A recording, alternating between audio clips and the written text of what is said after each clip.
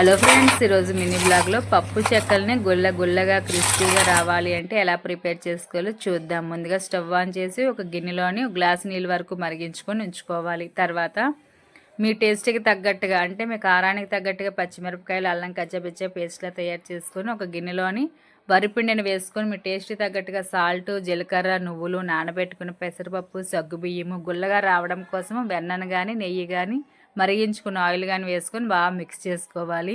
మీకు ఇష్టం ఉన్నట్లయితే డాల్డా వేసుకుంటే మరి కాస్త టేస్టీగా వస్తాయి. ఆప్షన్ మాత్రమే, హెల్త్కి అయితే అంత మంచిది కాదండి.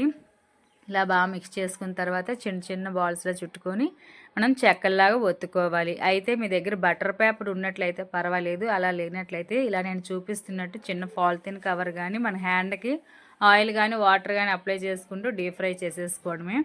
చాలా బాగుంటాయి ఈవినింగ్ స్నాక్స్ కింద. ఈ మినీ వ్లాగ్ నచ్చినట్లయితే లైక్ చేయండి.